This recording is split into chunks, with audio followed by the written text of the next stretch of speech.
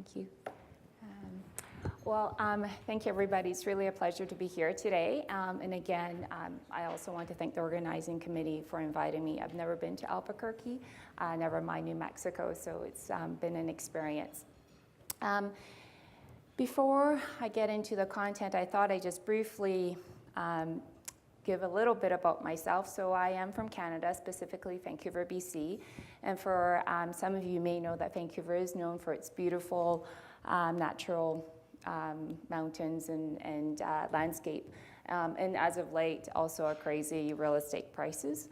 It probably takes over the news on a daily basis. I have 3 kids.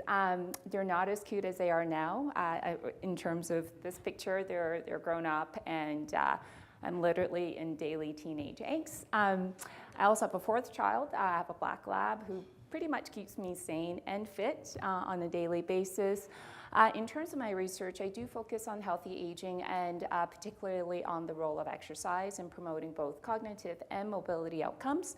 And within the scope of exercise, I've largely focused on resistance training, and that's Katie when I think she was back when she was 4 years old, and she was visiting one day when we were holding exercise classes. So that's me. Now, in terms of the topic I'll be speaking about, in regards to aging in the brain, I think all of you do recognize that as we age, there's multiple systems changes, including the brain as an organ.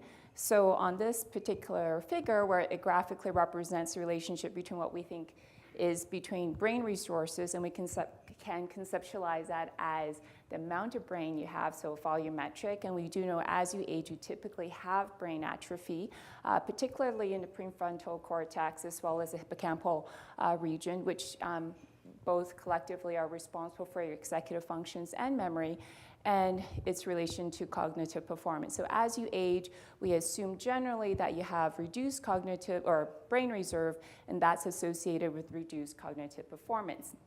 And as it continues to decline, we hit a critical point where you have functional impairment and potentially have the diagnosis of dementia. Now, dementia is a critical issue worldwide. It's been estimated by the World Health Organization that currently 1 new case of dementia is being diagnosed every 4 seconds. So that's sort of the doom and gloom news within the context of cognitive health and aging, I suppose. But the good news is that, and I think Dr. Hillman really alluded to this, is that there is a lot of variability in cognitive aging. So even though the overall trend is that we do see a general pattern of decline as one ages, there's a lot of variability between individuals as well as within an individual. So for example, here on this graph where we have individuals measured and represented by age on the horizontal axes, on the vertical axes, we have cognitive scores, higher scores indicating better performance, lower scores indicating poor performance. Here we have individuals who basically are of similar age and have very different cognitive performance, okay? And even so, within an individual, what you can see here is that across time, there's a lot of variability. And now there's many factors that can play into that observation, but the overall sort of message I want to relay is that we do recognize there's a lot of variability in how an individual may age as cognitively. Now, so what does contribute to this variability? You've already heard me talk about the concept of reserve, and again, Dr. Hillman talked about that as well within the context of neuroplasticity. So with reserve, if you can think about it as a computer system. So when we talk about reserve, I'm going to talk about both brain and cognitive reserve. So brain reserve really alludes to how much brain do you really have. So in terms of number of neurons and how strong those physical connections are. So think of it as your computer hardware. Cognitive reserve can be perceived as sort of how adaptive your brain is, so akin to the software computer. And for those of you who really are IT savvy, I'm not at all, you can always build up your hardware and can always change your software. And in many ways, your brain is similar to that. You can change it through, again, the concept of neuroplasticity. Now, what does dictate your reserve? Well, genetics plays a huge role, as well as your environment, and then the interaction between genetics and environment. And I do want to highlight that because, again, with cognitive aging, although I'm focusing on the role of physical activity or exercise, there is many factors that can play a role in how you do age cognitively. And so for today, I'm going to focus solely on the concept of environment and more specifically on physical activity. Now, the notion that physical activity may be neuroprotective really first came from large cohort studies whereby they followed people over time and looked at what is the association between baseline physical activity levels and the risk of dementia in later years.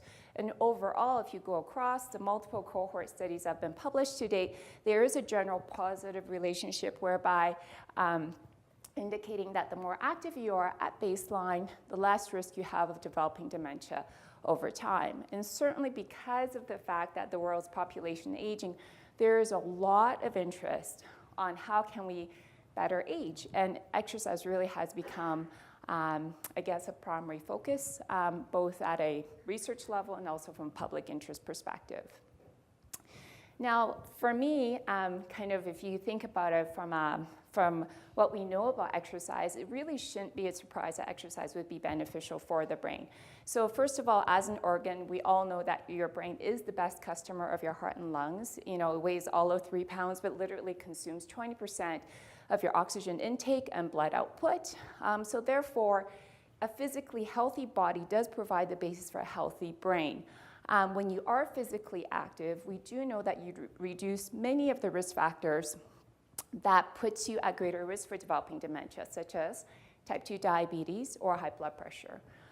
And we also know from animal studies that when you do exercise, specifically more so with aerobic exercise, you do release growth factors such as BDNF that is quite good for the brain.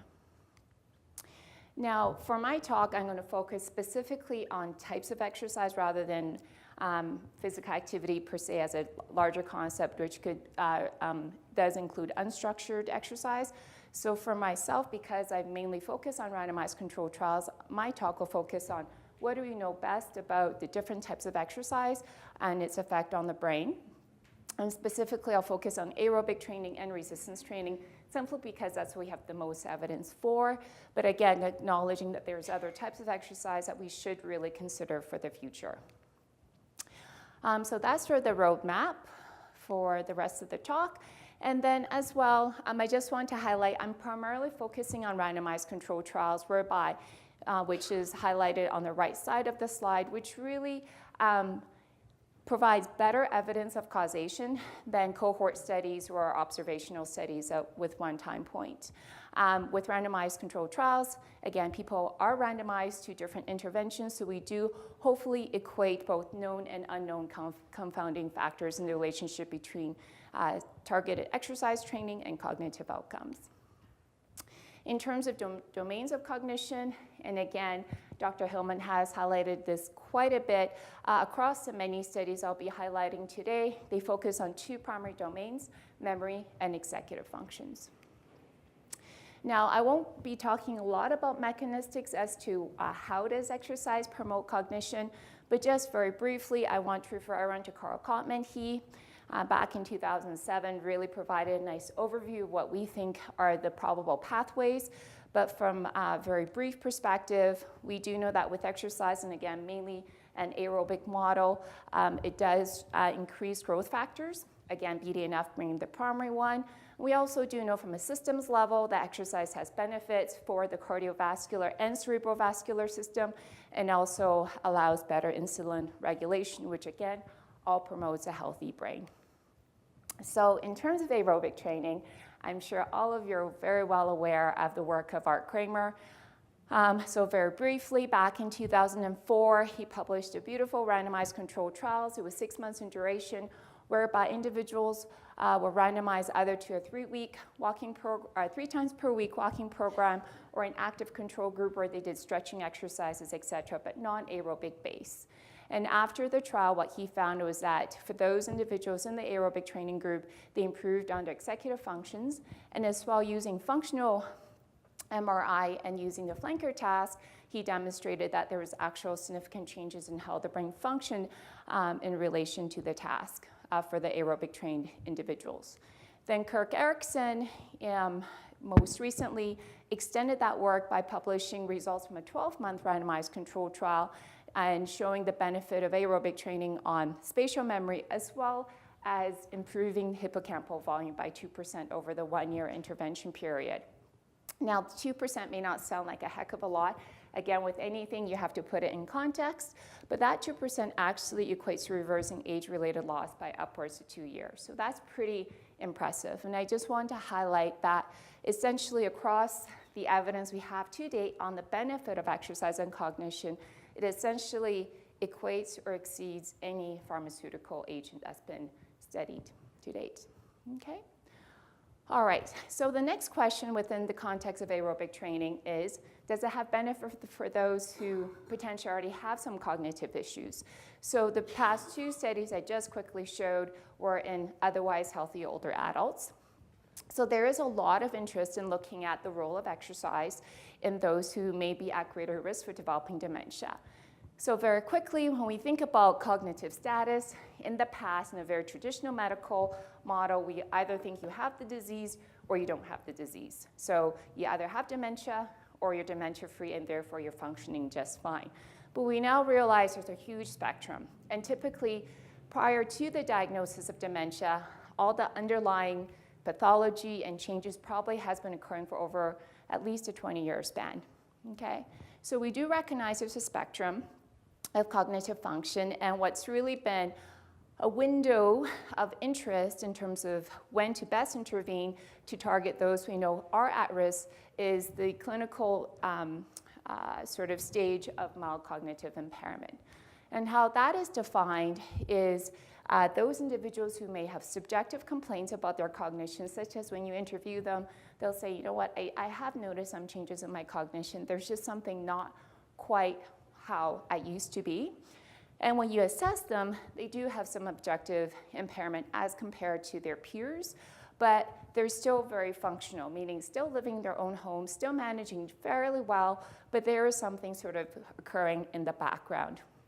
I do want to highlight that that MCI can be transient, and that's sort of the challenge in the research right now, is that who will basically progress to dementia versus those who may be in this state due to other reasons such as extreme stress or acute stress, etc., or even poor sleep.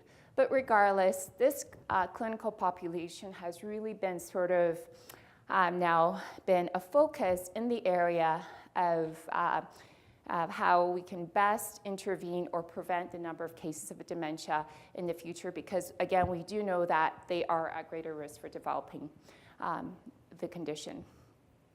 Now, the first good evidence from a randomized controlled trial to demonstrate that physical activity could be beneficial for this particular clinical group was actually published back in 2008 by an Australian group. For this particular intervention, individuals were basically coached to participate in up to 150 minutes of physical activity on their own on a weekly basis. The main cognitive outcome was the ADAS-Cog, which is actually a cognitive battery that's commonly used in Alzheimer's disease. So it's not as, per se, in my opinion, as sensitive to change as some of the tests of executive functions that you may read about in other papers. But it is highly validated and deemed to be reliable. So what they have shown here is that for those individuals who were randomized to the physical activity promotion group, they did do better. For the ADAS-Cog, the higher the score actually indicates poor performance. So for those individuals who are in the intervention group, as outlined in the red line, you can see that over time, they actually did improve in their cognitive performance as measured by the ADAS-Cog's battery. Then Laura Baker in 2010 published a really nice 6-month randomized controlled trial, again demonstrating the potential of aerobic exercise for those individuals with mild cognitive impairment. The training frequency of 4 times per week. It was actually quite a high intensity training protocol. And they did find improvements in cognitive performance, specifically in executive functions, however, but only in women, not in men. And I do want to highlight that this potential sex difference in response has been highlighted previously by Stanley, Kolakum, and Kramer as well in the meta-analyses that they did on aerobic exercise, where they basically provide the suggestion. It seems like for those trials that included more women, you had greater effect size of the aerobic exercise versus those who had those trials that had less women. Laura also provided some evidence as to how aerobic exercise may promote cognition in those with mild cognitive impairment by showing that there was reduced fasting plasma levels of insulin and cortisol with the exercise, and that was associated with improved cognition. We also have done some work in the area of aerobic exercise in those with mild cognitive impairment. Here we showed in women only. So for our trials, we do try to keep it one sex only because we are concerned about the differential response between men and women. So here for this particular trial, we only included older women who had mild cognitive impairment, and we found that after 6 months of training, we also saw improved performance of both verbal and spatial memory, as well as increases in the hippocampal volume. And then most recently, we also demonstrated the benefit of aerobic training in those people with vascular mild cognitive impairment. In this particular study, its novelty is that we really actually target a very specific clinical group. So for people who have vascular cognitive impairment, they are individuals who basically have the primary cause of their cognitive issues is due to covert vascular disease. And so to be included in this particular study, they had to have neuroimaging evidence of white matter disease. Not a stroke, but white matter disease. And this is a particularly population that, again, is also becoming more studied because we do now recognize when you have this covert white matter disease, not only are you at greater risk of developing vascular dementia, but also Alzheimer's disease or mixed dementia. Now, moving on to resistance training. So I think many of you do recognize that resistance training within the context of healthy aging has a huge role. But within the context of cognitive health or brain health, there hasn't been a lot of examinations. And I speculate part of the reasons that there isn't a really good animal model. So for aerobic exercise, there's really nice animal studies that show the benefit of aerobic exercise, not only on behavior, but on the brain.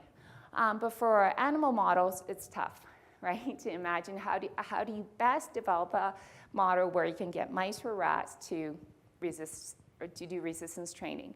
But now I would say in the last 3 years, there's been more attempts to do so, and there's actually a paper just recently that came out that really highlighted the notion that they need to develop better models to better understand the potential benefit of resistance training on the brain.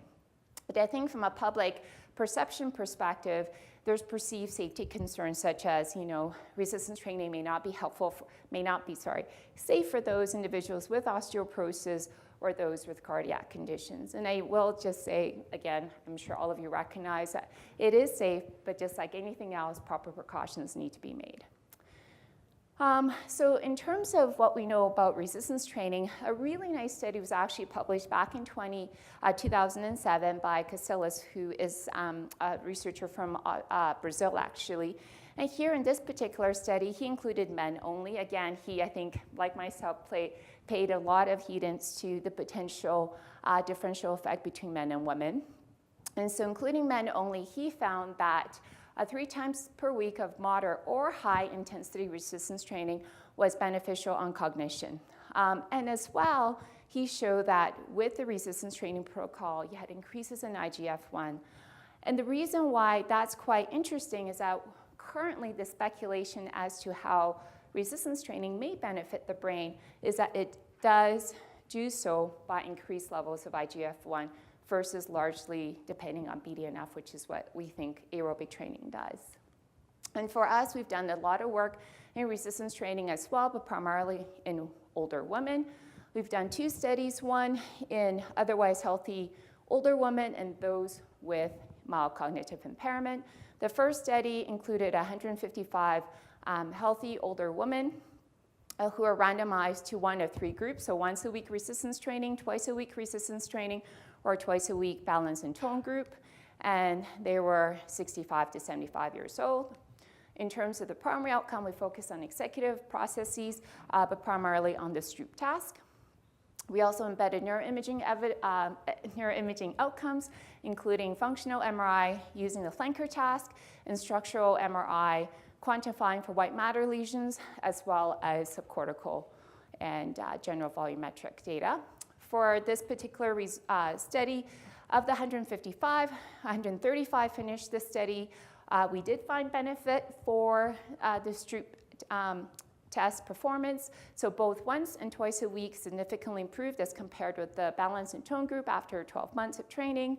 And then in terms of the functional MRI, again, we found differences whereby the twice a week increased functional activations in regions that supported the flanker task performance. We also did find improved flanker task performance among the subset that did undergo fMRI. And then in terms of the structural imaging, we actually probably most excited about this. So we actually found among the subset of individuals who had pre-existing white matter lesion at baseline that those in the twice a week resistance training group actually showed less progression over that period of time. And that has actually never been previously shown. And again, just to highlight the clinical importance of white matter lesions, they're covert, so you can have them and not know you have them. They are due to small vessel disease, but we do know from population studies that if you do have them, you do have a greater risk of developing a clinical stroke, but also a greater risk of developing cognitive impairment and dementia, and also will increase your risk of converting or progressing from mild cognitive impairment to dementia. Again, we also sort of replicated that study with people with mild cognitive impairment, but for this smaller study, whereby we only included 86 individuals who looked at both aerobic training and resistance training. And they were also older, 70 to 80 years old, but again, all women. And this is just a summary of results, whereby I think for the first time, we're demonstrating in one RCT that both types of training may have benefit for cognitive outcomes in older adult or older women with mild cognitive impairment, but they seem to have slightly differential effects. Also from a neuroimaging perspective, we saw differences, or we saw an effect of resistance training on functional neuroplasticity, while for the aerobic exercise, we saw an effect on hippocampal volume. And the evidence for resistance training is continued to build. So most recently, there is the results from the SMART trial conducted by an Australian group, whereby they included 100 older adults with MCI. Now, this study actually was a true factorial study looking at both cognitive training and progressive resistance training. I'm just going to highlight the results from the RT perspective. And so what they found was that for the resistance training, it did improve global cognitive performance as measured by the ADAS-Cog. They also showed reduced white matter lesion progression, which is really nice because, again, replication is always good within the context of research findings. They also found that resistance training increased gray matter volume in the PCC, which is functionally is related to spatial memory and autobiographical memory. Lastly, I do think that because of the research, there's now more recognition in the potential role of resistance training in cognitive health. So at the bottom here, basically it says, I've been working out for 6 months, but all my gains have been in cognitive function. So yeah, I thought it's quite cute. Now for the last 6 minutes, I'm going to focus primarily on take-home messages, and this is where you'll realize there is a lot to be done still, okay? So usually when we talk about exercise in the promotion of cognitive health in older adults, in the end, the common questions are well, how much does someone have to do, how frequently, and what type of exercise? So the short answer is we don't really know. But if I could, I just want to share one study that was actually done by Kirk Erickson when he first arrived at University of Pittsburgh, whereby he looked at the data gathered from the Health ABC data set, which is one of the cohort studies that does have neuroimaging embedded in it, which is quite nice. And what he asked is basically, what is the minimal dose of daily activity that's required to allow the maintenance and brain volume and reduce the risk of cognitive impairment 9 years later. And based on his analyses, he found it was roughly 1 kilometer per day. So at the beginning of the study, they basically asked people to report how much walking they did on a daily basis. And again, we all agree there's limitations to that, but the strength of this particular study is the number of individuals included, and again, the 9-month follow-up, or 9-year follow-up, as well as the neuroimaging evidence. Okay, so he said it's 1 kilometer at this point, based on what he looked at. And so what does 1 kilometer look like? And I'd like to break this down because, again, from a public health perspective, sometimes I feel that we really need to highlight that it's not about running the Boston Marathon to have benefit for your brain, right? For most individuals, if they are sedentary, they need to be motivated to get started. So I do find this particular study to be motivating. So if it's 1 kilometer per day, if it's in Vancouver, it's roughly 10 city blocks. And I put a specific reference because every city has different lengths per se for their city blocks. And if we're talking about standard track, which is 400 meters, I don't know what that is in US metrics, but 400 meters is roughly 2.5 times around a standard track. And then if we put time as a constraint, so if I use a gait speed of 1.35, which is what we would reasonably expect for a healthy older adult, that works out to be a 13-minute walk. For someone who has more impairments, and have a slower gait speed, that's 26 minutes of walking per day. So right now, I would say that, if we're talking about what is a manageable dose that could be potentially beneficial, this hopefully is encouraging. But regardless, there is a lot more to be done. So a lot of times we focus on how much do we have to do, but I do think within the context of promoting cognitive health in older adults, we also need to consider intensity. And currently, we just don't quite know what is the minimal, both the minimal dose and the minimum intensity that needs to be implemented to get the benefits that we hope to get. I do think it has to be a sufficient challenge for that particular individual to induce the underlying physiological response and cascades, okay? Now I would say also, if you look across the literature, moderate intensity seems to resonate, both from cohort and also from randomized controlled trials. One study I want to really briefly highlight was the secondary analyses of the LIFE trial, whereby they didn't see any cognitive benefit for the overall group of individuals, but they found that there was benefit for those individuals who are most frail at steady entry, indicating that, again, potentially that intensity or exercise intensity delivered in this particular randomized controlled trial was of sufficient threshold for those who were more frail, but potentially not of sufficient threshold for the average participant. Type of exercise, I think there's evidence, and I presented that to support both aerobic and resistance training, but certainly I think more studies need to be done for resistance training as well as other types of training. I do think there's a greater need to understand the underlying mechanisms by type. So again, we do know a lot about aerobic training because of animal studies, but we don't understand the resistance training component at all, or not at all, but very well at all. And I think in the future, genetics may play a role, and that's something we're exploring, whether if we understand the mechanisms, how we can best tailor it for an individual based on certain genetic profiles. And again, sort of moving towards a personalized medicine. And then the other piece, just from a clinical perspective, I do think for those people with mild cognitive impairment or with more significant impairments, that balance and coordinative exercises are of great use for this population, regardless of the cognitive outcome, simply because for those individuals with changes in cognition, we know that they are at greater risk for falls. But there's also evidence to show that coordinative exercise can also have cognitive benefits. So just briefly in summary, physical activity I do think is a legitimate medical therapy for promoting cognitive health. As I already mentioned, the degree of benefit equals or exceeds that of pharmaceutical agents. We also do know that starting to exercise in late life is not futile. and even those who are sedentary can improve function.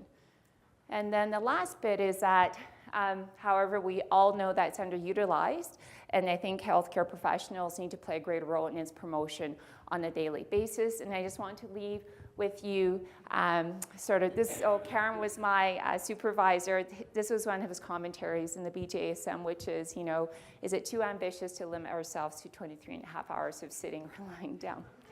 And that's it. Thank you. Thank you.